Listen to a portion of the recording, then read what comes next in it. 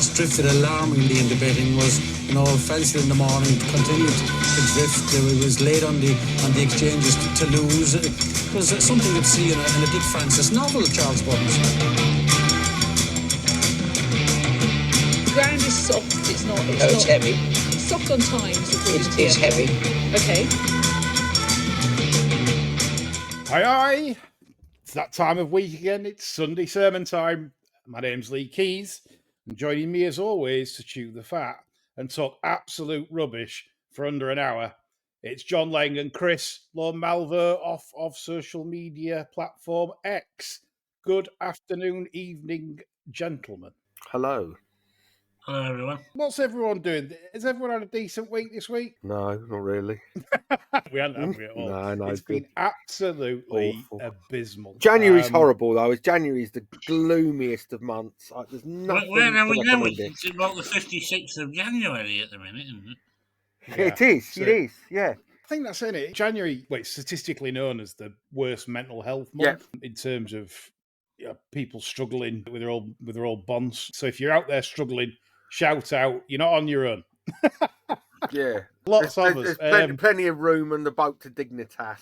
Hop aboard. It is. We're here to cheer you up. If you're feeling down because it's January, book yourselves the fuck up because it's February soon and it'll rain for 4 weeks.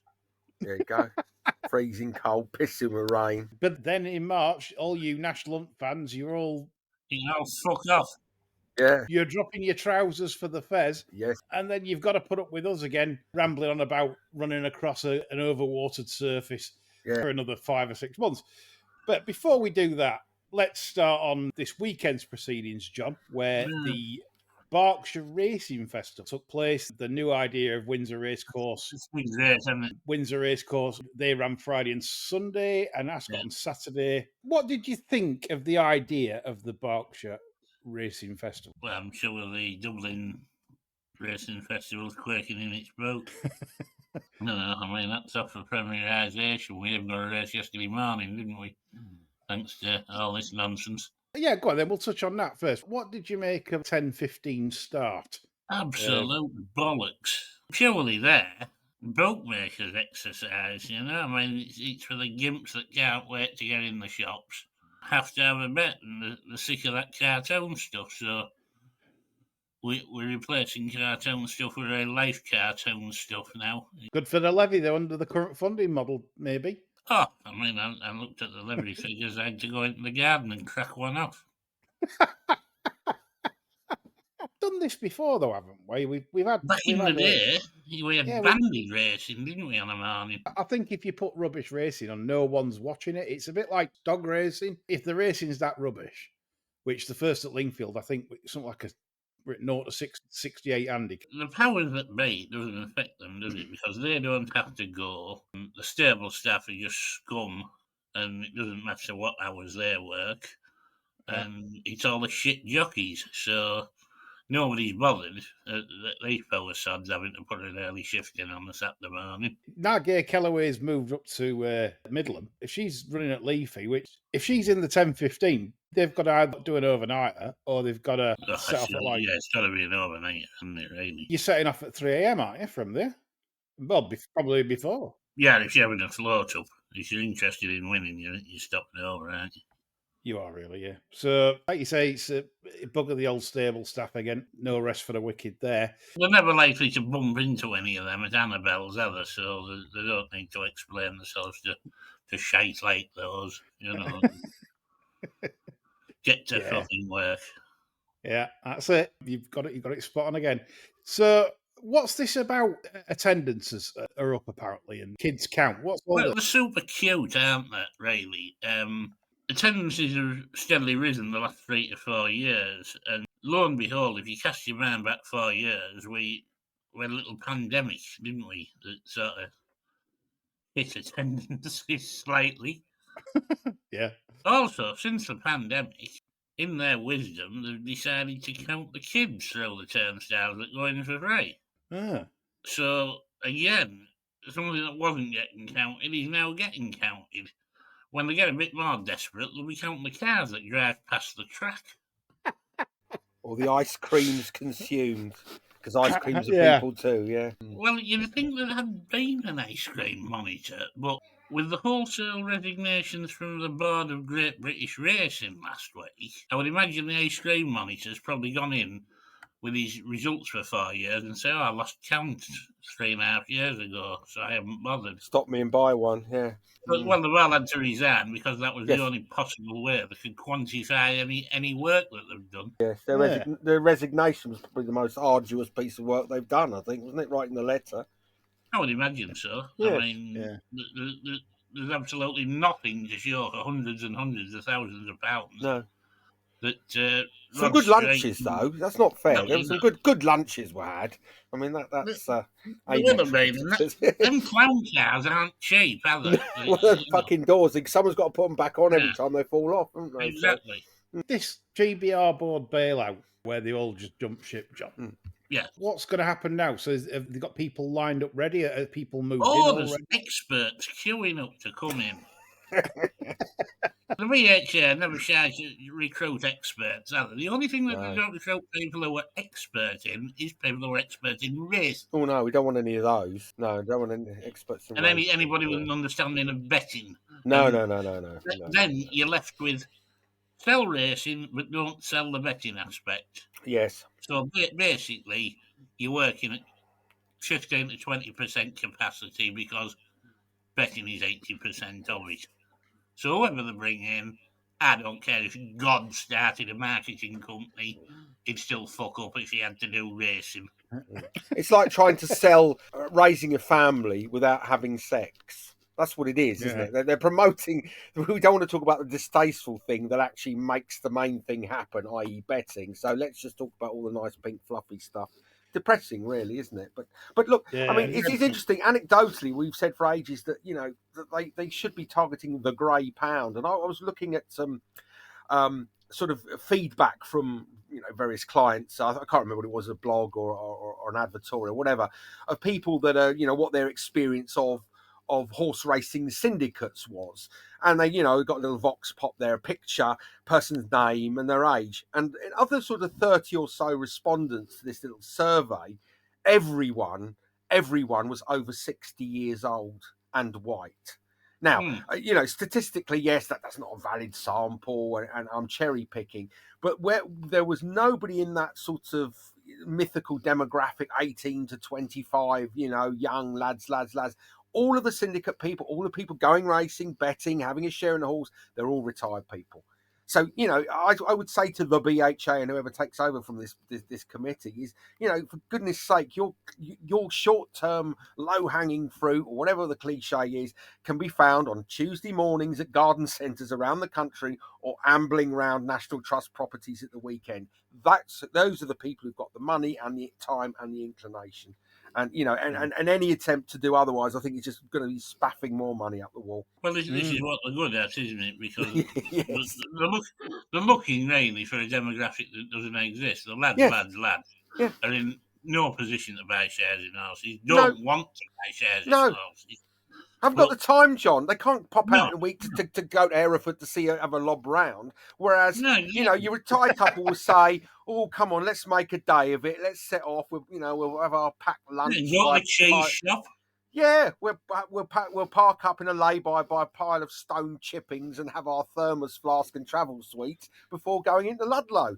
They got the time. Your lads haven't. Exactly. Yeah, it's something I've always agreed with you on, Chris, despite many other people in the industry wanting. I mean, this is what happens, isn't it? When you have somebody in charge at High Holborn that is basically like the picture that's in the frame when you buy it. Yes, exactly. But it's true that you've hit on something there, John. It's the disconnect between those in charge and the actual reality. And, go back to that Joe Smiley Smith thing. He's moaning about affordability and enhanced checks because he wanted to bet a fucking woman in a woman's WTA tennis match.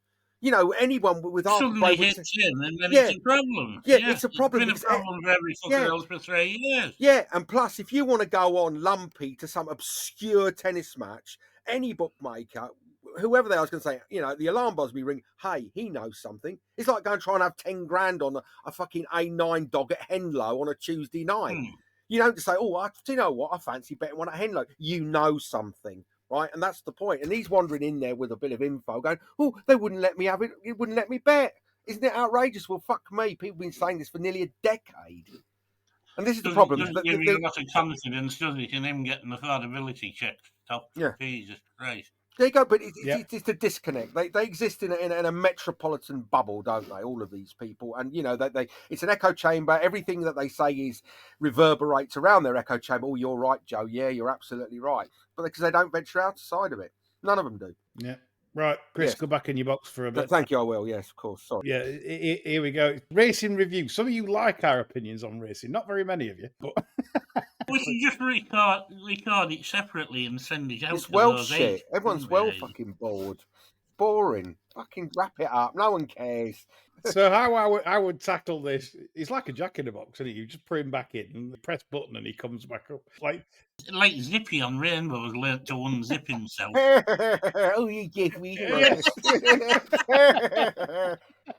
It is. He pops up. Everything's going nicely, and he pops up and he knocks. I love Zippy. He knocks down some building bricks. Zippy's a hero of mine, so I'm gonna mute myself now. Goodbye. So coming to the Berkshire review, I thought what we'd do, John, to keep it snappy, would be talk about like certain horses that I've listed here, and you can add on at the end if you think I've missed shit and want to talk about something else. First one, we're on Friday, and obviously the expensive purchase of Caldwell Potter. Yes. For the man that you said is the luckiest man in racing.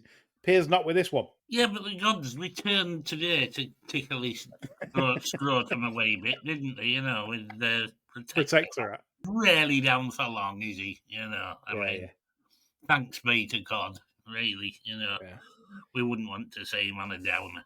It does look incredibly expensive at 700, doesn't it? We're looking incredibly expensive at 100, I think.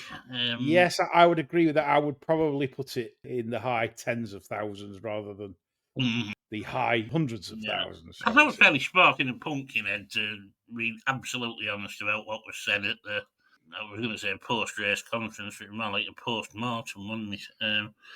One thing, you can rely on him to be fairly upfront about everything, and the disappointment was oozing out of every pore, wasn't it, really? Yeah. Did you see that photo of Pumpkin on the Burt, B-O-T-E, in the wherever he was, with some friends, except the McNeils, I think? His feet, John, were as wide as they were long. Yeah. What did you say? He could fucking water ski without skis. Yeah, definitely. I mean, he only needs a boat and a rope, doesn't he? Well. Yeah. Imagine Gunnar Clark's. You know, we used to get measured, Gunnar Clark's. And... I was just thinking that. You'd need 120 winners here, a pair of handmade brogues, wouldn't you? Some good plates of meat there. He'd be in Pulis bracket there, wouldn't he? Oh, yeah, like our Pulis were size 11 shoes, Tony Pulis. Premier League, wasn't he, Pulis? I mean, and he were only like 5'8". But Nichols is other way. He's like, he'd walk in with these, they'd look like some kind of moon boots, wouldn't they? Like, wherever he was. He's kind of in proportion, isn't he, with massive feet? Yeah. I mean, that's what I always say. I'm actually in proportion. I'm right weight from my height. I just don't look 11'6". No. Oh, one of the best. Did you see Chapman on, I think it was Monday, at Lingfield, in them ridiculous boots he got on? Bright blue, absolutely bright blue, absolutely totally ridiculous. The man drives an orange BMW and he's wearing bright blue moon boots. Is he having a midlife? He must be. I mean, gets dressed in the dark, doesn't he? I mean, let's be fair. He's nearly 60, for God's sake. Yeah, he is. He's older than us. Yeah, definitely. Oh, a lot older. He's dressing like that and racing around in. Like Peter Stringfellow racing, isn't it? Yeah, it's the Peter Stringfellow race. P. Stringfellow claiming 7. Yeah. He's desperately hanging on. Yeah, absolutely. Like Gary Lineker's brother. That geezer that owns all those clubs in Spain. He's sort of nearly about 60 odd, isn't he? But he hangs. Wayne Lineker. Yeah, that's him. Yeah, Wayne Lineker. Yeah. Dreadful. Yeah, he's balling, isn't he? Chapman, he's hooked up with Paddy Brennan, hasn't he? In a desperate attempt to regain streak cred. Yeah, Paddy Brennan. Double agent, yeah. To be fair, it's not actually a bad listen, that. I've given it 1 or 2. Yeah, it's all right. Kudos there. Cause I tell you what, I'll give you the best listen ever on all the podcasts. Go on. Campbell and Rory Stewart. Oh, The fucking rest now is do gone. me a Hey, listen, favour. I'm a chronic insomniac. I Oh. have to put that on for 3 minutes and I'm gone. Oh, they are wrong about Fantastic. everything. Literally everything. That Campbell character, he couldn't pick his fucking nose, could he? Rory Stewart must have the most soporific voice. Rory ever. Stewart, apology. Yeah, yeah, Rory Stewart. Yeah, there's Rory Campbell. Yeah, there's something going on there, isn't there? He's, Love child. honestly, that voice, it's like a fucking injection. 3 minutes, I'm Yeah, knocking make his medicine heads out. sick. Yeah, he makes medicine sick, doesn't he? Fucking hell, give us Listeners, we will get through this racing. Yeah, review. go. Sorry, I want to shut up now. You keep fucking drawing me in. Yeah, Zippy's gone back down below again to blow off Jeffrey. Talking about Saturday now, just anything else Friday, John, that you want to talk about? No. Good, keep it short and sweet. Saturday, of course, saw some pretty decent racing for us. I thought, you don't get much. It weren't too bad. Well, it was great for Patreon members, wasn't it? It was, yeah. But Lalamba, of course, now he's promoted into a short price favourite, 6-4, bit of 11 away for the They're fares. just tanking it now, aren't they? Forget the performance. What did you make of the horse himself through the race and beforehand? Because I hadn't spoke to you about that, so I want to know what you think about Lalamba's sort of demeanour. Is he professional? Is he? He's a smasher. Yeah, seems to have good bone and everything. Everything you want, really. You couldn't grab it. Yeah. Obviously, we'd had the info. It wasn't the. Come on, I'm not like saying it's like best thing we've ever done on Bar Steward's tipping, but it wasn't a big secret what he was doing. Nico after the race was quite funny because he said, "Oh, we've not done much with him." Somebody put the video up. The reply said, "Yes, we fucking have, Nico, because everyone in the fucking yard's on him." Yeah. It were kind of, you're lying there, but it was coy and on certain things. You could see the wry smile. When he said he'd just not even had a race, he was not broken sweat.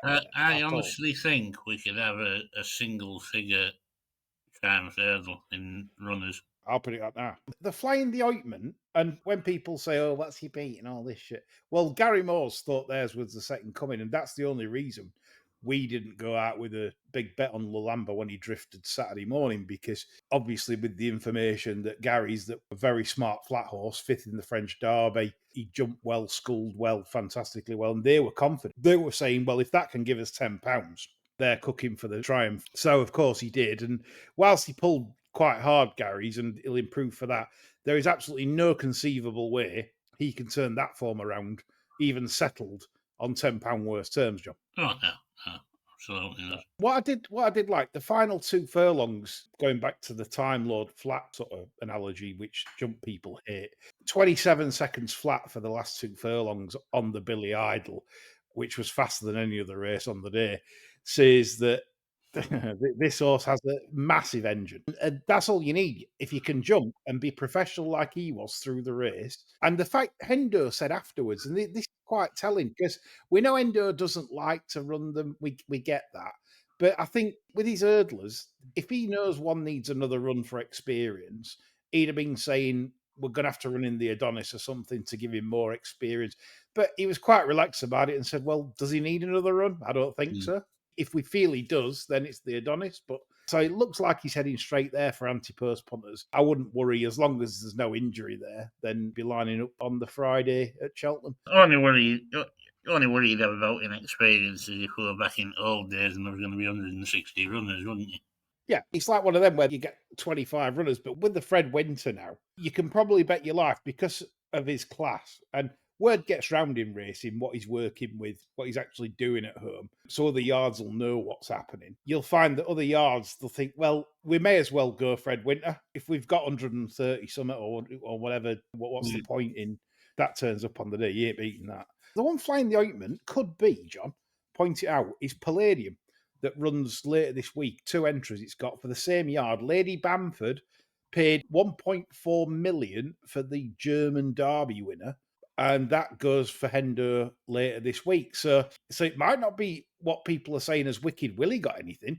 It could be as Hendo got something that maybe just be the market rival. Well, if Bamford's on it, you never know. HMRC might come to the rescue and take that one out the picture. Look, yeah, it's one of them. It'd be interesting, but that could be the fly in the ointment. I can't see any others really. We'll watch the DRF festival, and I've stated this on Twitter, saying that if nothing spectacular comes out of the DRF in the 4-year-old division, then we are looking at probably an odds-on shot on the day in terms of Lambert, especially with the field cutting up. It looks a very, very good horse. When I get a feeling for a good horse, I know because I get the tingles, and I got the tingles with that. I thought it was a brilliant performance, despite people still crabbing it, saying, "Oh, it's a terrible price. What's it beat? Load of rubbish." You don't know what you're doing. Do something else with your life if you actually have that view and think you're right. And come back to me if I'm wrong on this, because I'm not. Right, that's Lambert. The biggest cheer of the day from the Keys household, though, went to Indoor David Maxwell. I always belly laugh when Dave's in the saddle because everyone has to have a little chuckle. Dave loves the game, and Dave Maxwell's really likable. He knows he's not the most talented jockey out there, but he buys them. He wants to ride them. He wants the adrenaline and fair play. But what makes me laugh is the Betfair in running market, because I'm watching turning in. He sat Fuller Horse in third, and he's still 3-1. Well, yeah. You're forgetting it's Dave.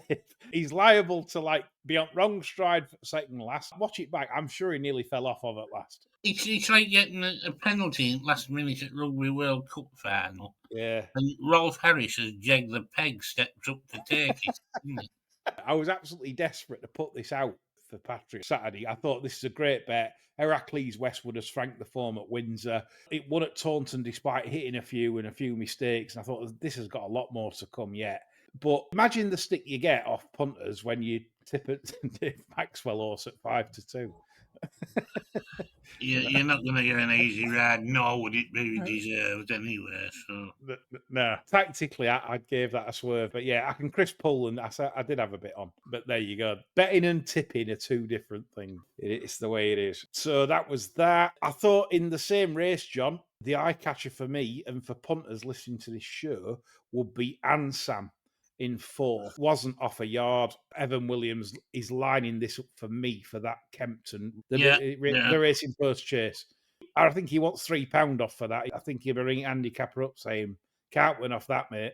Yeah. And he'll be wanting 3 or 4 off for that. 139, 138 from 142. He pissed up at Kempton last year, I think, off about 135 or something. That's the plan for Ansam. It wasn't off. So keep an eye on that back at Kempton, folks, because it suits his style round there. They'll probably bomb him out in front when they go back to Kempton. And that's, as you know, Kempton, you saw it with Ile de France. It was heartbreaking, but that's where you want to be, on the gas there over the 3 mile. We move on to John Bon. Mm-hmm. RD's been on. And he says, John Bon, he feels, is surely the most underrated and underappreciated horse in training. Probably both codes. Just absolutely fucking brilliant. I'll get your feedback on that, John. Well, he broke into the old people's home and beat the piss out of a couple of pensioners, didn't he?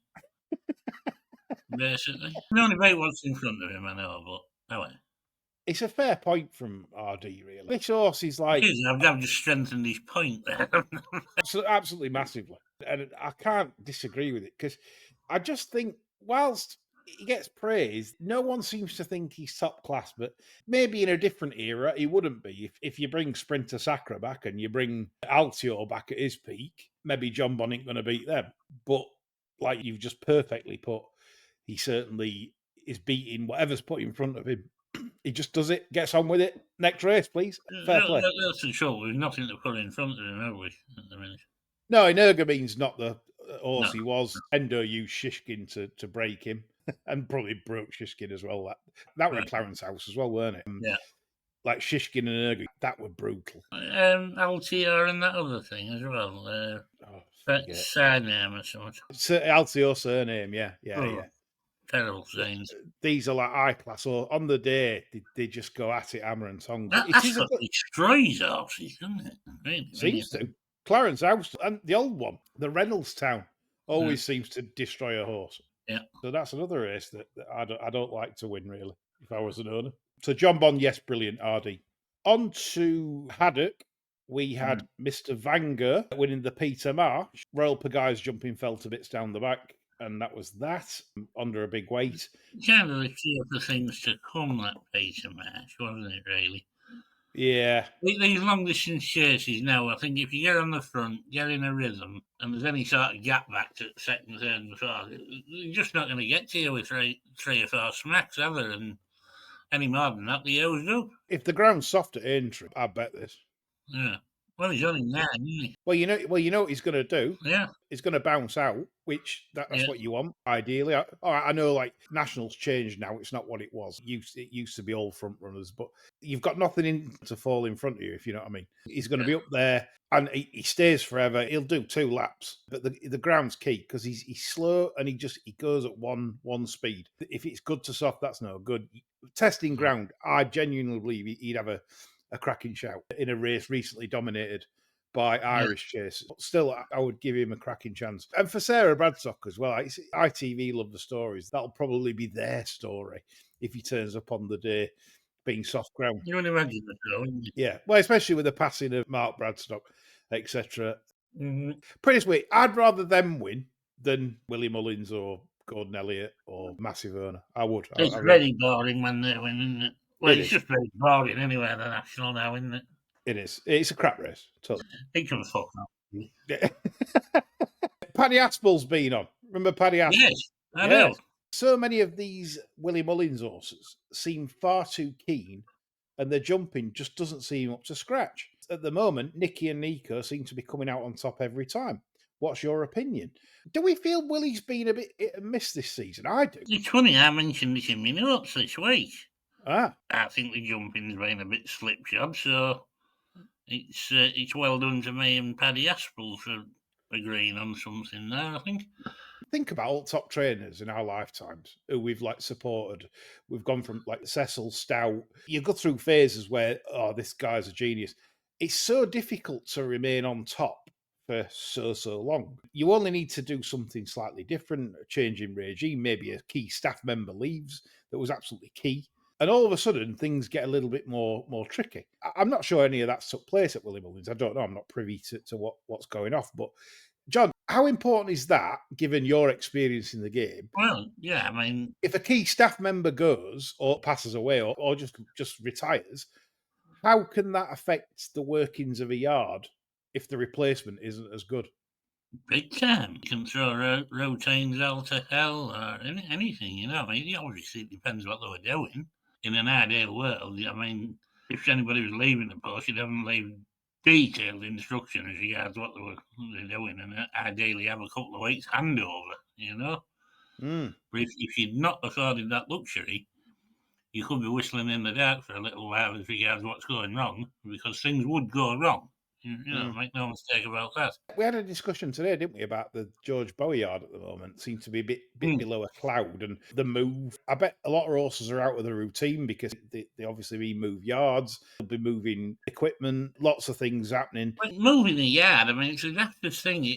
I mean, if you went into your bedroom and moved the head of your bed onto an opposing wall, yeah, you wouldn't sleep tonight. No, probably not. Or some might sleep better. But then, I get your point. If you slept better, you'd have been in shit form anyway, so you'd have been happy. Yeah. You'll go to bed in good form, and somebody switches the fucking bed round, you're like, what the fuck's this? You get up and try and have a shit or something. Can you imagine horse think here, right? Yeah, but it's not the same thing, but you're facing the wrong way or something, you know?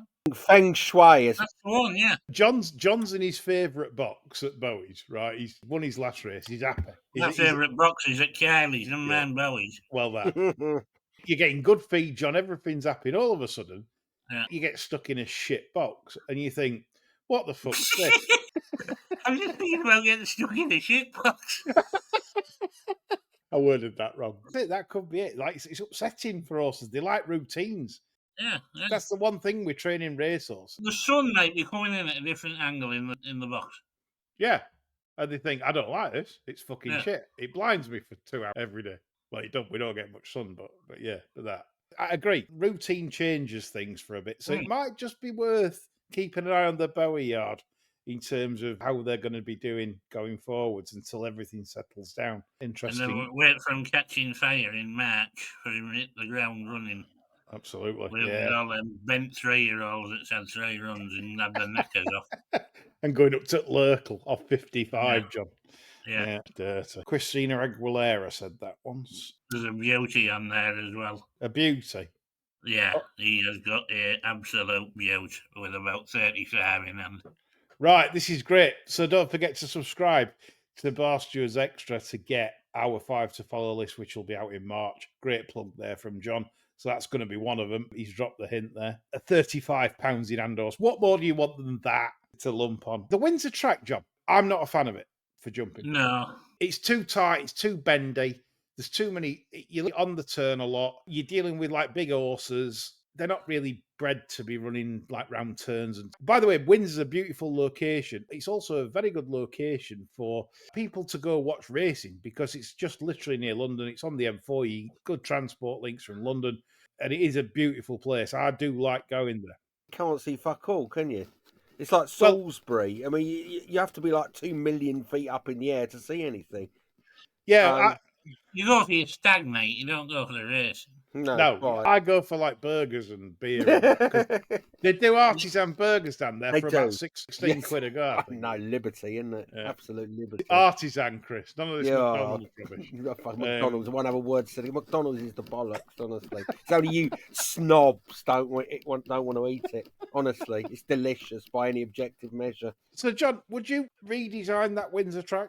I don't really know what you'd have the scope to do if you're going to continue with the flat racing, to be honest, because you'd want to keep some ground fresh for the flat track, wouldn't you? Yeah. I think they're pretty tired with what they can do. I'll be honest, I've got it down now as a bit of a red flag in big field races for punting, because if you're caught in a crap position on them bends, as in you sat 4th or 5th. A bit like they're on the flat with it, to be honest. Well, yeah. What's the saying on the flat? Front runners. Yeah. Got to be front end. I've seen horses over the weekend, the sort of 12, 13 running national hunt races, coming into contention on the bend. You're blocked. If something's falling back on you, all of a sudden the ones that are kicking on have gone 6 clear, and you've got about 12 to make up in no time. Yeah, it's not ideal, is it? I don't like it as a betting proposition track anyway. I get why people are romancing about the return of Windsor, and the location, like I say, is very good. But these are the same people that are romance about the return of Ricketts, though, aren't they? Yeah, well, definitely. And Andy McGee said, this is a good point, actually, because despite all the racing attendances, they're saying it's doing well.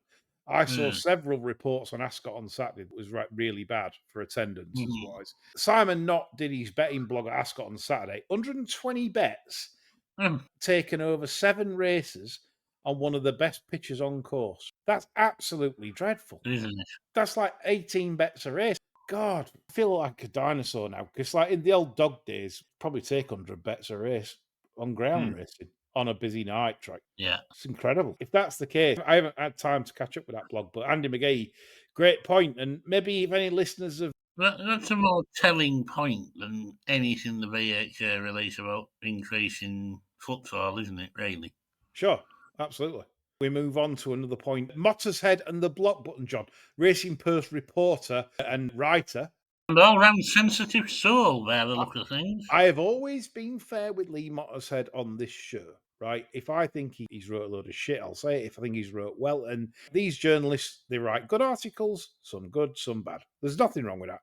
But he's blocked the Bar Stewards, he's blocked you, John, which is sacrilege. I don't mind blocking the Bar Stewards, we're idiots, but blocking you... He's blocked AK, hasn't he? Yeah, he's blocked me as well. That's astonishing. Mr. Blocker. William Wilson, the blocker, yeah. Hey, that's it. You block it. Take your price, I will block it. Absolutely. Quite right. Wislon had never blocked anybody. He just found out everything about the background and ruined their entire families. Yes, that's true. True enough. I get people don't want to read negative stuff about them and stuff like that, or maybe there's something in it with that. So I'm not going to go like guns blazing on Mottershead. You know what you're going to get. I think I criticised Simon Rowlands once and he blocked me. And this is someone that I pay £100 a quarter for sectional timing data from. So it's his work. So Simon, I'm still paying you your 100, mate. So don't take it personally. He blocked me At the buffet. But that's Yeah. to telling a story on my Facebook about a mate who was having problems with a fox and camped out in a shed all night waiting for it to dig its way in, and then he used a bit too much gun and he blew the side of his shed off. Yes. And there was only the back legs of the fox stood there with the brush sticking. He didn't like that, so he blocked me. Strange people, these people. So Simon Rose has made his living out of equine horseflesh, which are, you could argue, are shoved to their max. If you're talking about animal rights and welfare and everything else, racing has suffered in terms of poor publicity, in terms of abattoirs and everything else, and this, that, and t'other. So the fact that he makes his living from that, but then when you say something that, as we know the countryside better than he does, he knows Buffy's better than we do, but which may not be too true. You're a big P there, likely to improve with more practice. Yeah, big P. The fox hunting thing is yeah, I get the sort of like can be considered pretty cruel, but listen, they are a fucking pest to the farmers and everything. Badgers are the same. Badgers are protected, and badgers are absolute bastards. Oh, I'm with Rowlands on this. I think it's all foul. I'm with Rowlands. Rowlands is right. Fucking badgers are lovely. No, they're not lovely. They're horrible fuckers. No. They cause untold carnage and carry diseases that affects wildlife and everything. They're awful things. They're not. I'm for the badger. No, we need population control, not a cult. We don't. No, we don't. Fuck off badgers. No, we don't. Yeah. But no, definitely not. No. Wrong. You're wrong. You're objectively wrong. Wrong. No, wrong, to wrong. bad. Just because they're black and white and look cute, they're not fucking cute. They're nasty. Fucking Beatrix Potter there. Yeah, foxes and badgers. More, please, I say. Fucking have loads all round your house as well. No. Send a fucking lot to you. Yeah, No, crawling get everywhere. rid of them. Get rid of them. Your No. ones, and you probably put them in the fucking burgers. Yeah. Yes, quite. Yes. Well, listen, if you had like 100 chickens and you woke up one morning and some fox had ate half, you'd soon be changing your tune. Well, no, I wouldn't. I would secure the hen house appropriately so the fox couldn't get in. There you are. Simple. You can't because they know how to fucking dig. They dig. Oh, what? They got fucking JCB. One of my band. Yeah, they have. They got JCB feet. Like it's like these special digger feet. Yeah, Special fucking things. bastards Oh, opening right, them okay. out. Yeah, they've evolved Oh, well, all that the time. that changes everything. Yeah. You talk to farmers; they know the score. We've talked about that now. We've done that. Yeah, we've gone on to like hour and a half. We haven't gotten to any questions yet. Your good lady will be doing her nut. The time is 46 minutes, and we've plenty of time. Honestly, we're coming on to the funnies now. We've done all the shit. I could talk about Katie Margerson and stuff. What's Katie Margerson job, John? She's going to be a clerk of the court, believe it or not. Yeah. I mean, it's unreal. She's all right though, isn't it? Is she? Oh, but is that nepotism? Yes. Oh, There's obviously a bit of nepotism, but I mean, it could have been considerably worse. They could have selected Rosie, who was absolutely off her block. I mean, it's just, but how racing jobs go to racing people, don't they? And it is nepotism. All right, you're right, John. It could have been worse, but fucking hell. When are outsiders going to get a chance to break into the game? Yeah. They don't want you breaking into the game as outsiders, though, do they? They just want you to nip in, buy an ice cream, and have your talk with them, and then fuck off home. Got further questions on a bit of racing stuff before we go on to the funnies. Neil Watson's post about outside of the big betting shop chains, did any of you have a favourite independent betting shop that you always like to visit for putting a bet on? Yeah, for sure. I mean, there was I mean, are we talking about independent chain or just independent single betting? I think shop? independent betting shop's fine. Yeah, I mean, there used to be a place where I used to live in Staines called Charles Harwell that was bought out in Crikey. I think it's bought out by Coral eventually. They held out with Coral. And that was like the betting shop. If you remember the Robbie Box series, remember that with Ray Brooks? Oh, yeah, big day, yeah. Right. So that was as close to that betting shop as it's possible to be. It had loads of characters. It had the bald man that was like a sort of an associate of the craze. You had the guy that owned it, who was forever hovering to make sure that the settlers weren't, were doing their job or weren't having their hands in the till. You had a bloke with a dog there called Basil who smoked a pipe and talked complete shit, was total fantasist. You had all manner of just mental health cases and, degenerate gamblers. There was a guy there who was a financial exchange manager in the city, very smart guy, and he used to come in with used to lose his shit in terms of the bets he had. He'd go and have like grand forecasts on Bristol dogs of a morning before going into the city. It was incredible. Microcosm. Didn't have any fruit machines in it, nothing, no teas or coffees, crackly old Excel speaker, but it was heaven on earth. You couldn't see the results across the board because of the smoke. Brilliant place. The best part about old betting shops, and I had numerous, so like I've too many to mention, but the best ones where you could find a bent board marker. Ideally, it'd be like an old fucking dying bookmaker behind counter on his last legs. You can't fucking see the bit board marker, and you just said to him, like, when this goes 5-2 night 4, just don't put it up at 9-4. Just leave it at 5-2. Then everyone's walking up the counter and taking 5-2. They were the best ones. Just bent board marker. You just give him a few quid. It was like, right, yeah, no worries. So we'd say what we'd fancied. Right, we're like this 2 dog here at Hackney. Yeah. Like, see what market it goes, and then he put the cut down. So cashier, who were also about 78 or 80, and just look up and go, it's 5-2. Yeah, it was brilliant. Yeah, take that, mate. 502 that. Yeah. Find them ones. John, any good memories for yourself? Yeah, Chisholm was at Ormsby. I used to more or less get what I wanted on in there, and they actually treated me to a day out at Sedgefield races, for God's sake. Wow. Steak and eggs. Yeah, it was Steak and eggs. Glorious. Steak and eggs at Sedgefield. That Yeah. could be podcast title. Steak and eggs Yeah. at Sedgefield. I like that. It's got a ring to it. Great question, Neil Watson. Listeners, what are your favourites? You must have some stories. Get on Twitter and fill all your stories in. We like to discuss shit like that.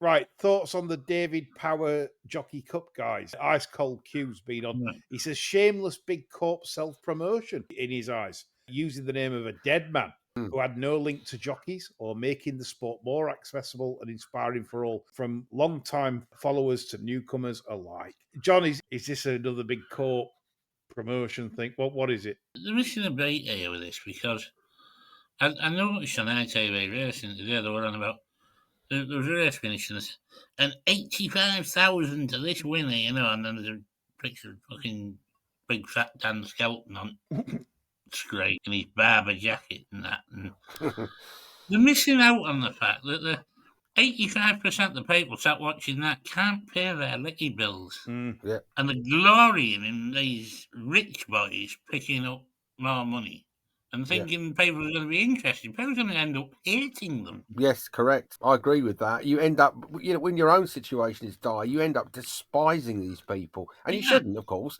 You should sort of take it, be very magnanimous about it. You should aspire to be up there, shouldn't you? But, Yeah, you should, because you didn't work hard enough, John. That's the only reason. Well, we've had 40 years to prove trickle down's a load of bollocks, haven't we? I mean, I agree. Trickle down is like the premonition of your own death in a shiny suit. Trickle down economics, John. Yeah. Terrible. Good question, Mr. Ice Cold Cube. Andre Jordan's been on, and he said the midweek omni shambles of meetings being abandoned after passing inspections. Well, we've touched on this before, and I'm pretty certain, it's my own view, they've got 2 things in place. There'll be some kind of insurance policy in place for abandoned meetings, I would imagine, if it's a big one. Not definite, but I would imagine there's something. And secondly, I think it's since this media rights money, tracks now are desperate to race because it's so they lose absolute fortunes for not putting races on. Obviously, we don't know the amounts, but I believe the amounts are very large. And so it costs the track fortunes not to race. And we had the Ludlow debacle where they passed the racing for inspect about 10:30, I believe, but the clerk of the course wasn't even there, John. That raises the question, how could they possibly have an inspection without the clerk of the course being there? Another question raises, why the fuck wasn't he there at that time on a race day? Yeah, I mean, it's just contempt for the paying public, isn't it? Do it by phone. Just say, get the stick out now, push it into the ground. How does it feel? Sloppy. Yes, okay, that'll do. Yeah, that's the contempt they have. Yeah, it's one of them. I think it's changed a lot since the introduction of media rights payments. We haven't had this farce where race courses are waiting until there's 5 minutes before the first. Some people don't have a problem with this. I've seen it on Twitter where people want to give it every chance. But to me, it's very unfortunate for the people that have to travel and make all the arrangements for that particular day if you're actually doing that. Look at poor Tomo with that 4-hour drive. If he'd had to drive up there. Yeah, poor old. And imagine if he'd called that off. His age as well. I mean, have a fucking 86-year-old and has Yeah. to drive straight back. Yeah, it is. Before we come on to some funnies, a couple of top tips. Top tips this week from bar stewards, well, myself, is Marks and Spencer's triple cooked frozen chips. They are absolutely out of this world. That is a must. If you love a chip butty, there's nothing finer. Saturday, match day, racing. Right, what we having? A good chip butty. They are mustard. They are absolutely brilliant. Save massive fortunes from ordering from chip shops. Buy some Marks and Spencer's triple cooked chips. And I promise you, that's a great tip. Hint for the chip butter here as well. Yeah.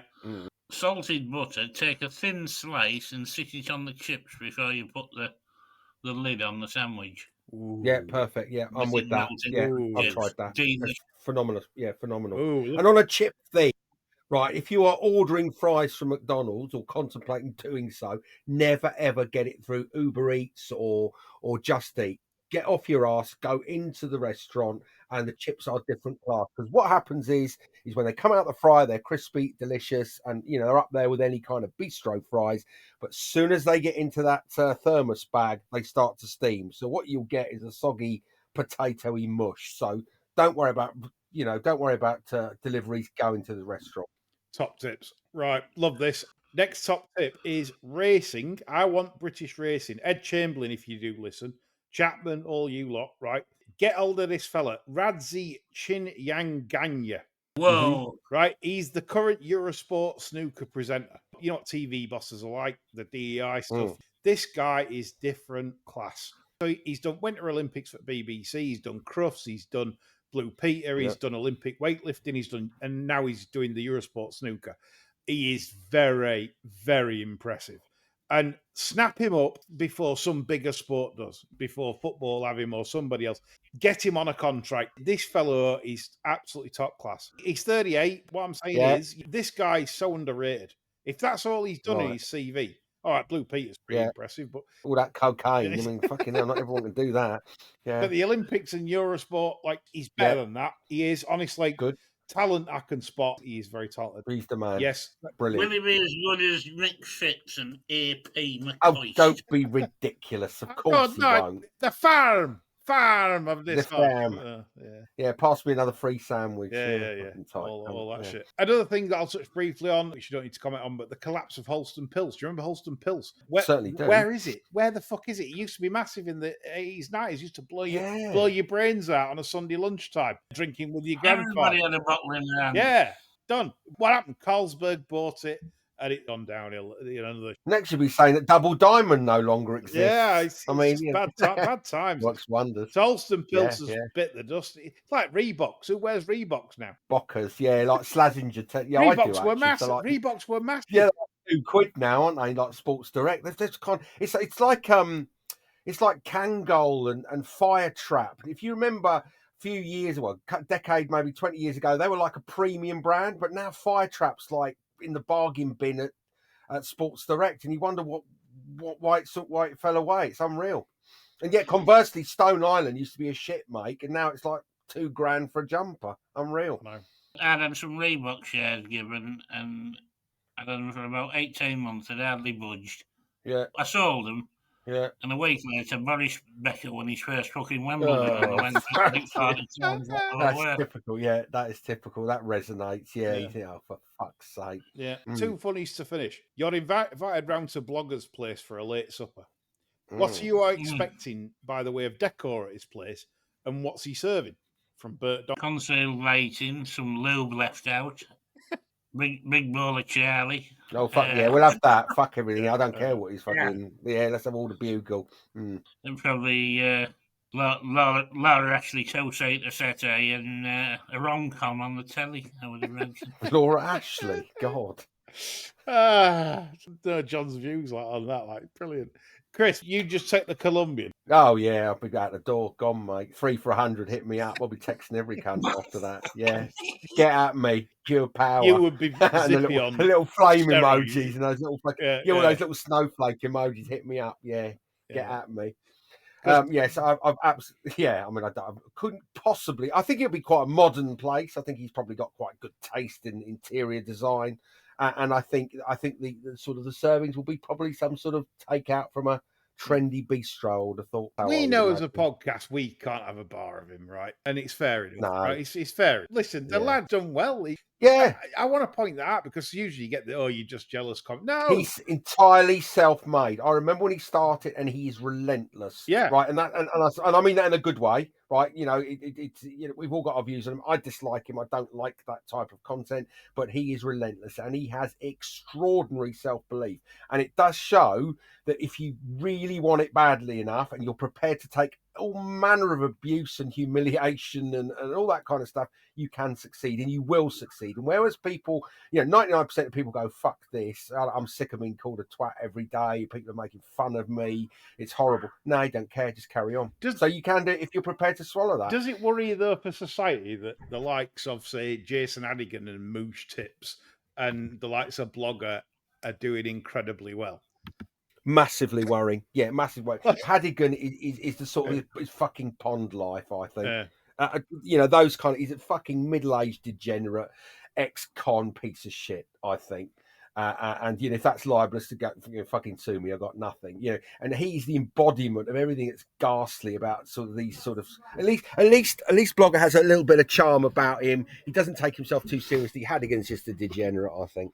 I think that's the thing. It's not proper content. It's content basically that entertains people of a certain mindset. And I don't want to sound snobby. It just is that you find funny.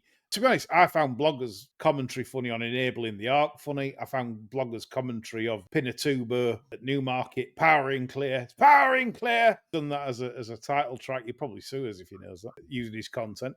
But I might have to take it down. But that's where we're at with Blogger. John, are you the same? Well, he's found his formula and found it works, hasn't he? I mean, rather like J.K. Rowling, I mean, she like knocks a load of shit out, doesn't she? Let's be honest. But people buy it just to be in with the inks out. I mean, she could just knock out another 12 votes. Harry Potter and the moth with a hat on, or the dish that's ashamed of its memories. I'm howling at this. Or a cup that was an ombudsman, and they'd sell, wouldn't it? Harry Potter and the Queen's hat in its own car. Yeah. Oh, it's kind of funny. Right, we're moving on to the final question from Sam the Cat.